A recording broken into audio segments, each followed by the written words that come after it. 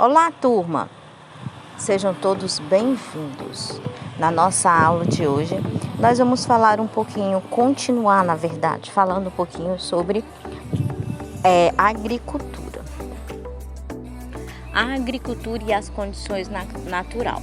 Então, para que haja plantio, que a agricultura é a arte de plantar e colher, é necessário que haja também umas condições naturais. Uma delas é o clima. O clima é o fator decisivo para a plantação agrícola pelo mundo. Na agricultura, ela depende das chuvas para se desenvolver, daí a importância deste clima. E também existe a questão de os períodos de seca prolongados, que eles prejudicam a produção agrícola e as pastagens. Um outro fator é o solo, né? Então, solo férteis, eles apresentam maior produtividade agrícola. Ou seja, se você vai plantar em um solo em que ele não está condizente com as condições, então aquela produção pode não acabar acontecendo. Outra questão é o solo ácido e também as baixas fertilidades, ela diminui a produtividade. E existe também as técnicas como a adubação, que nada mais é do que a fertilização da terra, ou seja, quando o solo está infértil, então é necessário que haja adubagem para que ele volte a ser fértil. E um terceiro componente é a questão do relevo. O relevo, ele pode dificultar ou facilitar a produtividade agrícola. Em áreas de encosta de maior declínio, pode ocorrer um maior processo de erosão causado pela ação das águas da chuva. E o que é essa erosão? Quando a água bate neste morro, ele desliza, então isso é erosão. E isso pode vir a prejudicar a agricultura. Outro fator é a inclinação do terreno, ele pode dificultar o uso da máquina e colheita e do transporte do produto. E o cultivo em curvas de níveis e terraços. Também pode acontecer o cultivo em área de várzea, planícies inundáveis dos rios. Então, todos esses tipos de solo, relevo, pode dificultar a agricultura. Já com relação ao sistema de produção agrícola, a gente vai falar sobre isso, né? Na questão da agricultura, ele deve ser considerado 3 fatores, que é a terra, o trabalho e também o capital. Conheceremos agora um pouquinho sobre a agricultura extensiva ou sistema de produção extensiva. É o uso de técnicas tradicionais, geralmente desmatamento, queimadas e o uso da própria enxada, ou seja, a maioria dos trabalhos, dos serviços, eles são feitos com mão de obra normal, humana, né? E também existe um outro processo típico desse tipo de agricultura, que é a baixa produtividade. Ou seja, não existe uma produção em grandes escalas. Agora vamos conhecer um pouquinho sobre a agricultura intensiva ou sistema de produção intensivo. Nesse tipo de procedimento, o uso intensivo de máquinas e implementos agrícolas. Também acontece os adubos, o equipamento para irrigação, eles são bem mais sofisticados.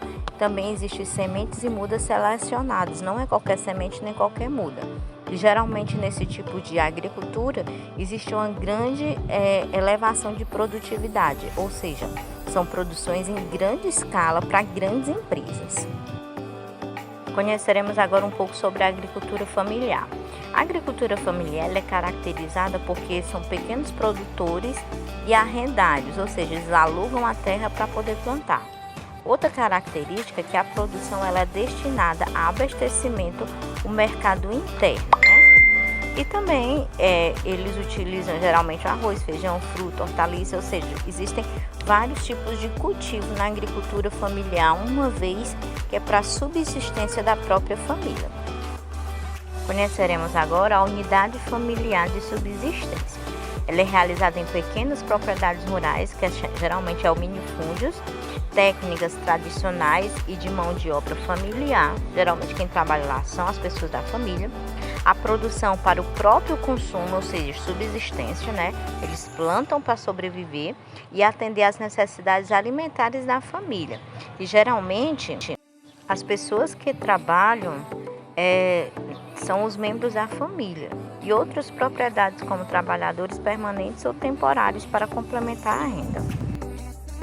Existe também a empresa agrícola, que é chamada de agronegócio ou agroindústria, que são unidades de produção avançada do ponto de vista tecnológico. Eles utilizam técnicas como o uso de fertilizante, agrotóxicos, máquinas e etc. Eles apresentam grande produção e produtividade. Produz tanto para o mercado interno como para o mercado externo. Muitas se transformam em agroindústrias. Utiliza mão de obra de trabalhadores permanentes, mas também de temporários, que são conhecidos como boias frias. Falaremos agora sobre a agricultura e o impacto ambiental que essa ação causa. Os principais impactos ambientais observados a partir da agricultura são a compactação e a erosão do solo, a contaminação da água dos rios e lençóis subterrâneos e os danos à saúde humana.